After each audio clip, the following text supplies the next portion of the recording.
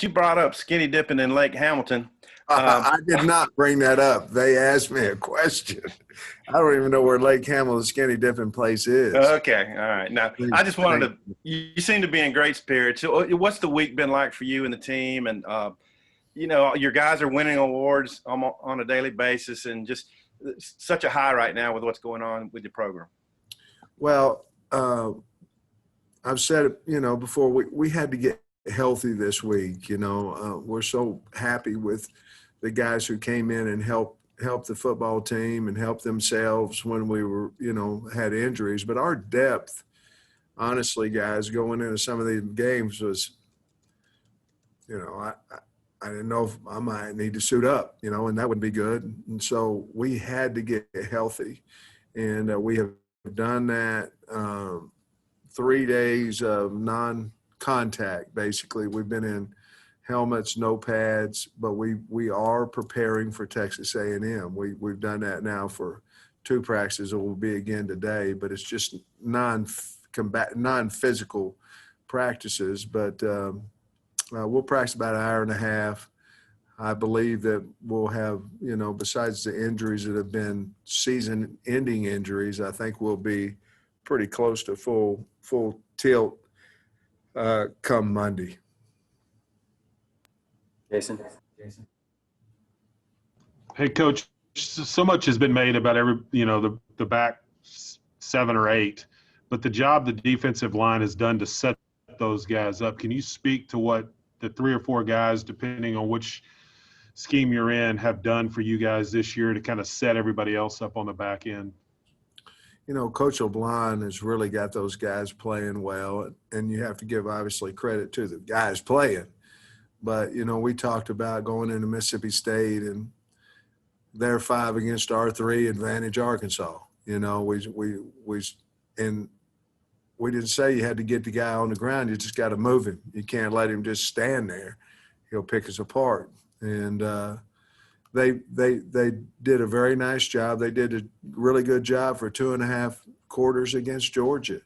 And those guys, coming in here, obviously we want to have bigger guys and this, that, and other, but we have enough size, with Kelly in there at times and Eric Gregory. And, of course, Jonathan Marshall's playing, as good as you can, as any of us would have thought. And then Coach had a little bit better game. You finally saw him last weekend have some success. So, you got Zach Williams. There's a lot of those guys and Soley. And so there's a lot of those guys that are playing well. We rotate them. We keep them fresh. And we feel like we have pretty good depth there, especially when we're playing a 3-man line. So been really pleased with those guys. And if you look at a majority of our picks, the quarterback was moved some way or another or pressured.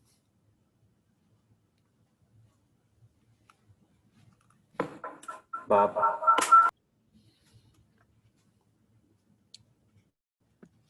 Yeah, Sam, are you guys like off Friday, Saturday, Sunday, or kind of what are you doing with the players? And I'm sorry, go ahead. Did you want to ask another one too? Or? I was going to say, if you told them, hey, you need to stick around campus, or still got to stay in the COVID protocols, or kind of how does that go when you give guys some free time? Well, they have they have practice today, and then they have morning lift Friday. And then they have obviously academic obligations. And then after that, they're completely off Friday, Saturday, Sunday. And we come back from 6 to 8. Sunday night is a little bit of academics from 6 to 7 for some of the team. And then from 6 to 8 is our COVID test. We've had off. I'm not positive what the difference is in a 3:00 game and you win a game and the kids are out of here by 7:30 on a Saturday night versus, them going wherever they're going. The greatest thing that happens, sort of like, remember when steroids was in college athletics, and basically the NCAA said if you get tested positive for anabolic steroids, you're out. Well, it stopped it. And it's kind of the same way with this COVID virus. the bottom line is our kids know if they get COVID that they're basically out for 2 games. And so they understand that. They've been good at it. I see no reason for us to sit here and what will we do with them? You know, sit here and have them sit around in the stadium or something. We're just going to trust them. Scotty. Hey, Coach, Hudson Clark's parents have told me that down to earth is probably the best way to describe him. I'm wondering if you would consider that accurate. Yeah, I consider that accurate. He's very quiet, very modest young man. I think he's taken all this stuff in stride. I mean, he's gotten enough awards this week, but I see on my sheet of paper that he is one of the 3 Boss Hog Scholars of the Week that we give out each week. So that adds to his resume for this week as well. Hutch. Sam, I know you said that a lot of your younger guys are getting developmental work on Saturdays, but I'm wondering during this off week, have you been able to do much developmental work with the guys that haven't played much this year? We have not, and I could lie to you, I could whatever, but we haven't, and that's probably the most disappointing thing, unless you count scout team work, which I do, but it has not been pads, so we did not take advantage of that part of it to this point. We're not going to this week. We just made a decision that we needed to keep our team healthy, and I'm talking about from 1 to 4 on the depth chart, because trust me, it's 6 weeks in a row, you're going to need them. And, if you look at our roster and you go, okay, well, you have to have 53 scholarship guys. We could get wiped out by COVID at a few positions, but the likelihood of us not playing with the criteria that the SEC has set, I mean, it could happen, but probably very unlikely. Therefore, we may play with some of these 3s and 4s and things of that nature, which we have. And so we just decided that staying healthy was more important than anything else this week. Trey. Hey, Coach.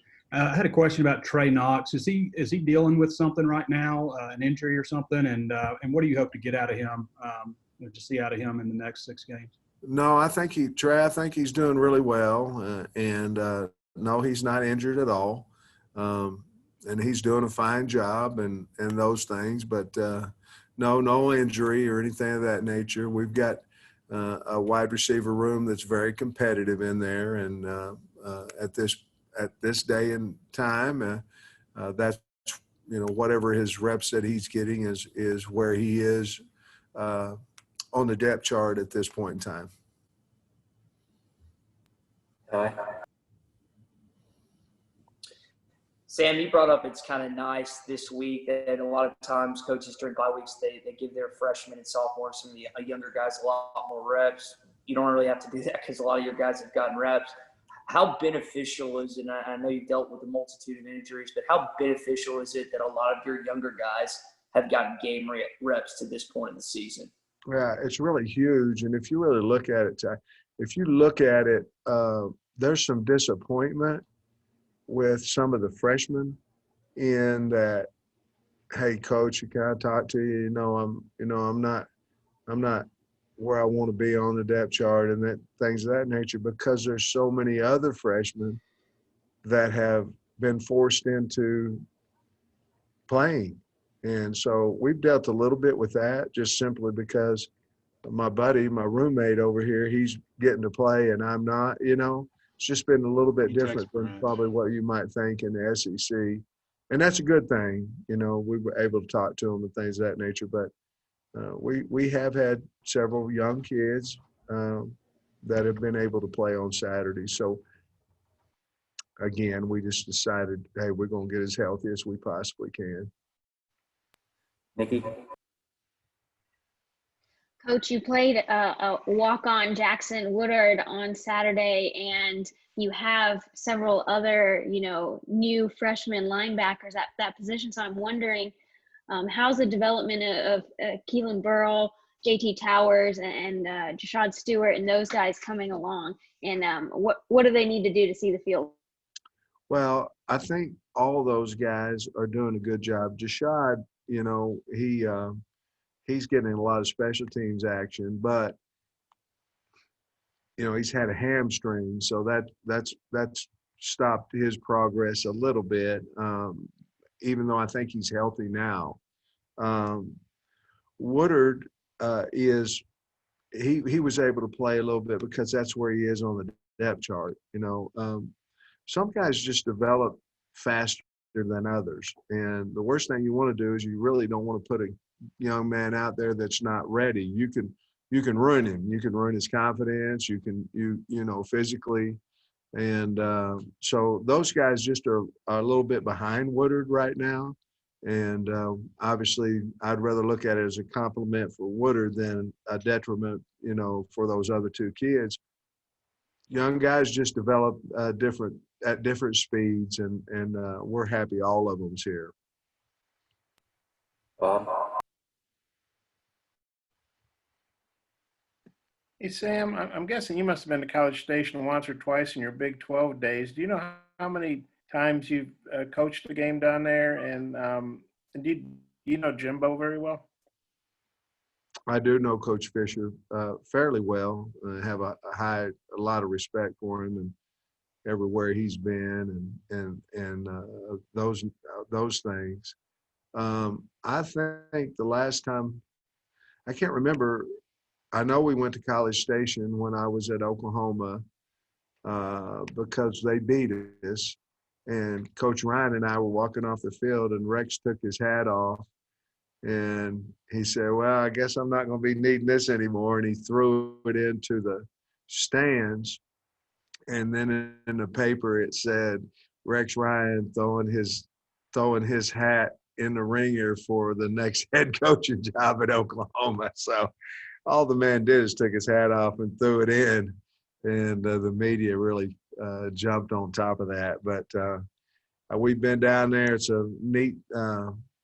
a neat deal, especially pregame when they march everybody in there. Hopefully, they don't get to kiss each other as much as they normally do, not because of COVID, but because they're not scoring. Scotty? Hey, Coach, I was wondering what you thought about Hayden Henry and what he's kind of brought to the field the last couple of games and in terms of his playmaking. Didn't he play well? I mean, he really did. He played really well. He's he's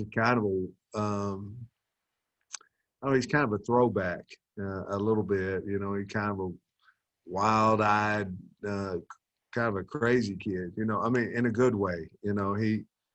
He going to hit you and he going to tell me about it. And he keeps telling me, Coach, this is what I'm going to do. This is what I'm going to do. And I said, hey, dude, I got the best. I can go anywhere from the 15 to 15. I got the best seat in the house. So I'll be at the game. You just show it to me, and we kid back and forth, but he's played really well. And honestly, it's given me more confidence in that group of linebackers. And I thought he played a really good game against Ole Miss. Sam, I wanted to ask you about another young guy. I mean, I know he's got several older guys in front of him, but Darren Turner got kind of a lot of praise early on in camp. I mean, how is he looking, and maybe what does he need to do? What would you like to see from him to maybe get some playing time this year? Well, he has to improve. He improved so much that I traveled him last week. But he is where he is on the depth chart right now. He's got to catch the ball a little bit better, learn the offense a little bit better. Those things. Again, he's a freshman. So he's going to come on, I believe, and I believe he'll be a very, very good wide receiver for us, and been really pleased with his growth, both on and off the field since he's been here. Trey. Yeah, Coach, I assume you guys are going to get Monterey back soon, and he was playing pretty well before he was injured. And then you have Hudson playing well. Have you guys talked about what to do at that position, whether you shift things around or you just rotate those guys? Or I saw all three of them out there yesterday in practice at the same time. So, Trey, you know how it is. We're going to play our best 11 players and try to figure out how we can stop people. Play our best 11 players on offense and see how we see if we can score more points than normal. But if those guys are three of our top 5 players in those 3 safeties, 2 corner look, well, then we're going to have them all on the field at the same time.